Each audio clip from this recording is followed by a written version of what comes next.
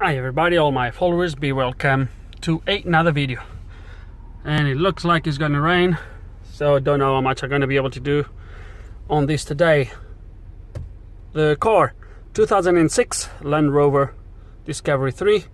The chassis I think is the L319 or the model, whatever. Engine doesn't really matter. I'm just moving literally from finishing the suspension. If you watch my video, you most likely if you watch my channel or if you follow the channel, you most likely have seen that video. If you haven't, and if I don't forget, I might put on the description below.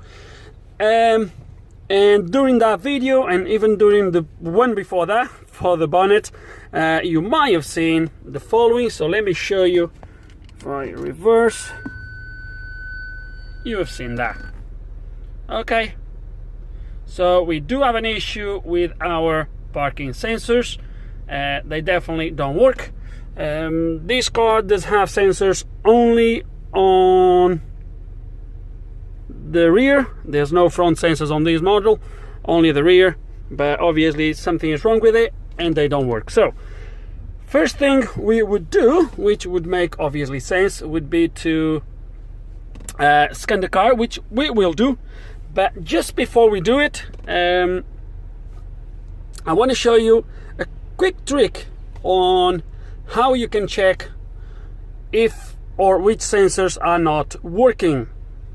So let's gonna go to the rear of the car and let me show you. But for that, I'm gonna turn the engine off. Just leave the key on. That should still engage my parking sensors. So let's gonna go to the rear and I will show you. Okay, so what you can do is the following. So we have 4 sensors, and the first thing we can do is just slightly wet your finger and touch it.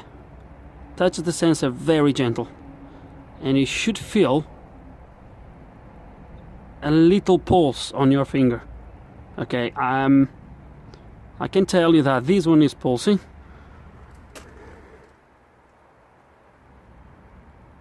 This one is not. This one is not. And this one is not. Another way you can do it, which will, I don't know if the mobile, if my phone is going to capture this, but still I'm going to try to see if it does. So listen very careful.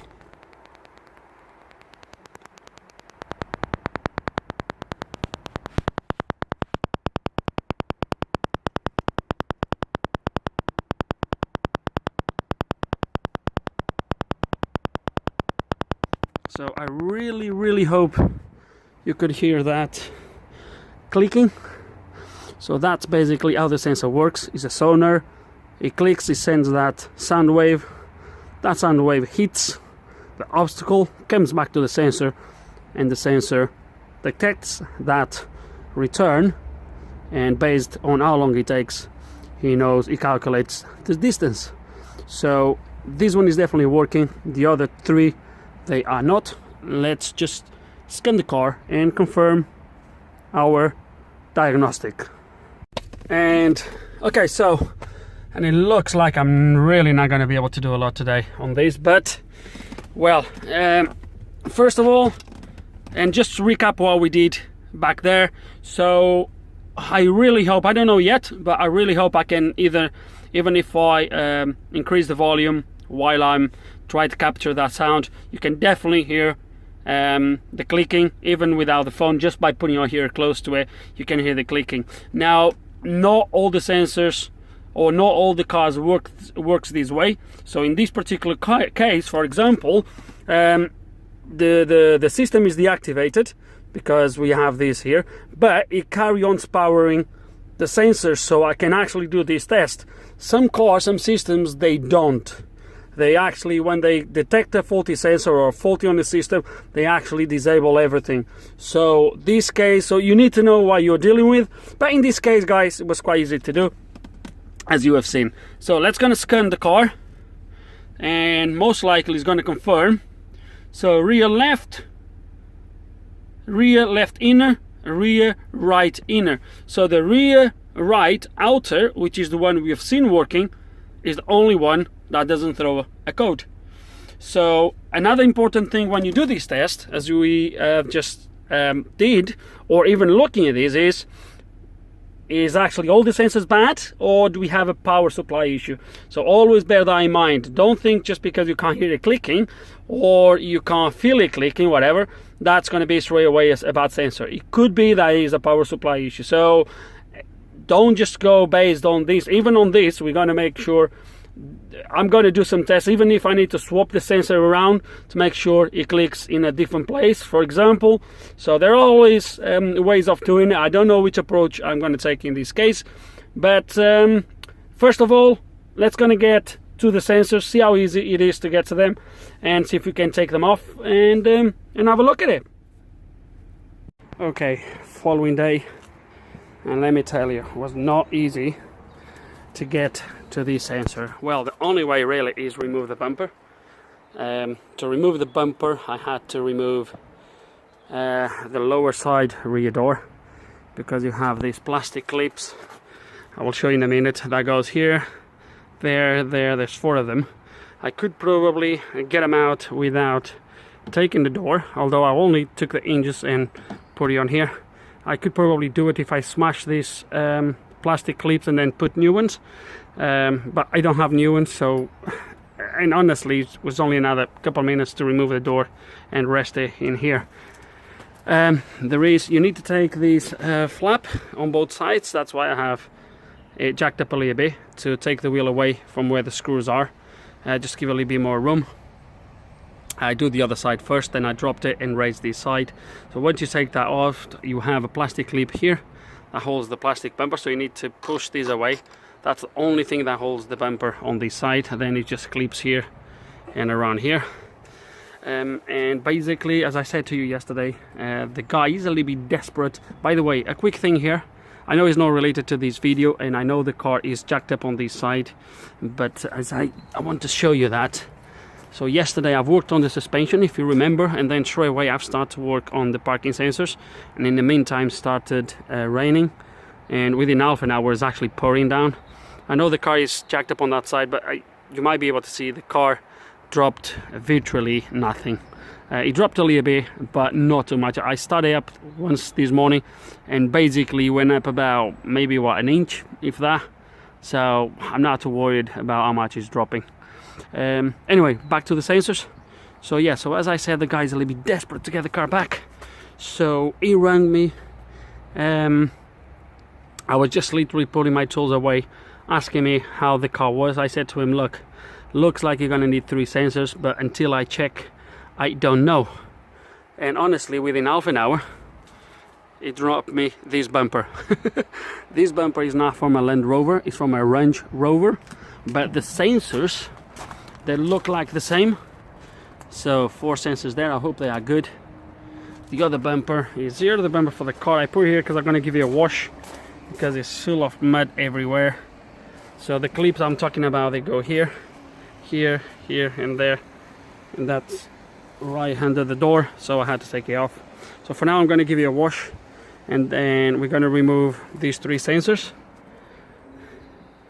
and then we'll put the replacement ones from that bumper. They look the same, they definitely look the same. And then before we put everything back on, we'll give it a try and we'll see what it does. So yeah, let's gonna give it a wash and go from there.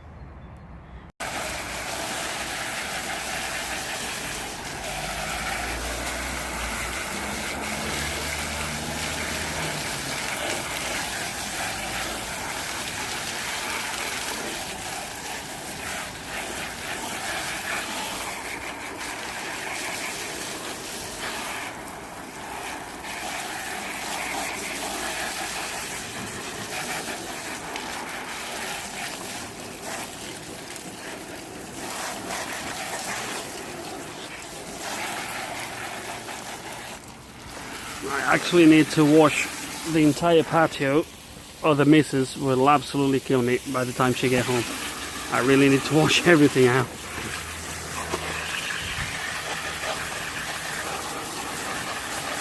Just so they come out clean.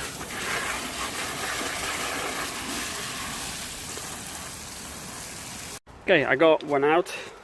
To remove this is not too difficult. All you need to do is open this clip here, this little tab here, like so. There's another one on the other side.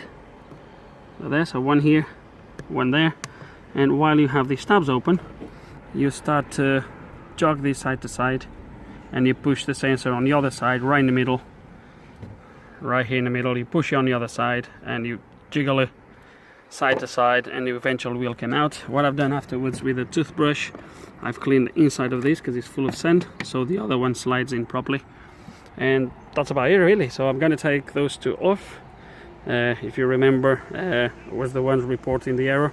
So take these three off, then get three of there and fit them in, plug it in, and see what we have. Okay, and the replacement ones are now in place. This is the old ones. So let's kind of just temporarily plug the bumper and see what we have. As I said, just temporarily connected. Okay, let's put the maxi sys to the side. Let's just start the car and see what happens. Oh dear me! Actually, I don't even need to start the car. All I need is just key on. And oh no, because I need, oh no, that's fine. Ha ha ha ha! No longer flashing. And you can actually probably hear the beeping. So it looks like we have a fix. Let's just scan the car and see what we have. Okay, let's gonna scan it. I do apologize because I should have done that yesterday, which was showing you the live data, which I completely failed to do it. But basically the live data was showing 3 centimeters on every single sensor. There we go. So all intermittent now. So self-explanatory. It's going to clear these codes. It doesn't matter. The engine is running now because I started the car. But let's go back. Just look at the live data. Yeah, I know I didn't show you this yesterday. I should have done it, but I forgot. Where is it? There we go. So 3 millimeters. So they are all working fine. The car is more than that, but yeah, but it's really close to my car anyway, as you have seen. Probably it's not 3 millimeters, that's for sure. I disconnect that, so there we go. So when I unplugged it, as you can see, it goes, everything goes to 3 millimeters. So when I turn it on, they start to measure. This is definitely not correct. It's not 3 millimeters, but might be the car is in a year as well. So, but anyway,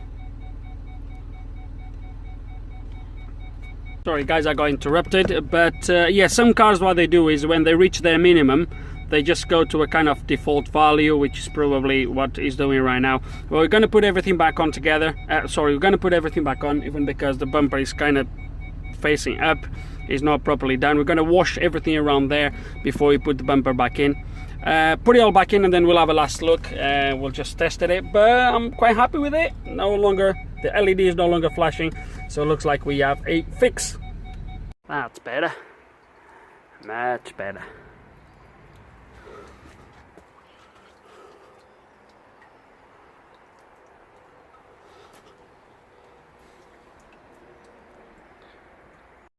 Okay, everything is back in place.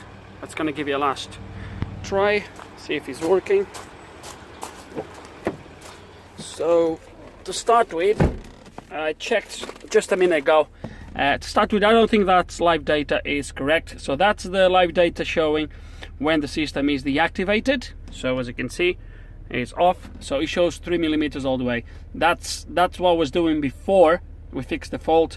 Every sensor was showing 3 millimeters regardless. But I don't think this live data is correct anyway. Probably a maxi sys issue, perhaps. I don't think this is correct.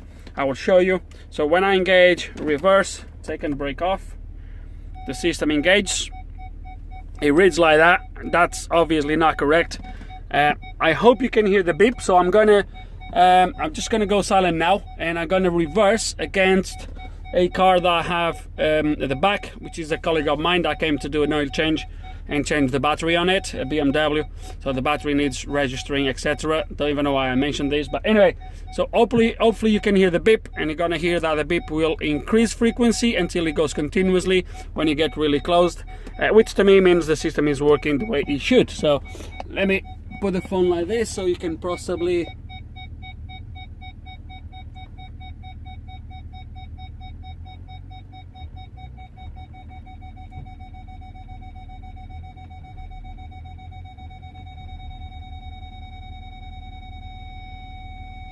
There we go.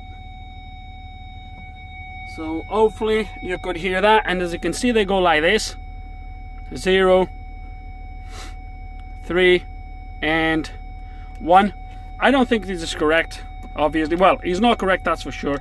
It should be probably 30 centimeters or something like that. So I'm gonna go forward again. But that's it, guys. That's it for this video. I think we got the problem fixed. Unfortunately, you can't really get to the sensors unless you remove the bumper. It is a little bit of a pain in the ass to remove this bumper. Well, there is more difficult ones, to be honest, but you need to take a little bit of stuff to get to it. Anyway, guys, we sorted the problem in the end. 3 faulty sensors, as I've showed you. So that's it for this video, really, and hopefully the last job for this Land Rover. For this Land Rover Discovery 3. I don't think I'm gonna do anything else to it, I guess. So time to let it go, guys. With no further ado, hope you enjoyed the video. Hope there's some information here you can find useful. If you do have any questions, any comments, please put them below, and like always, thanks for watching.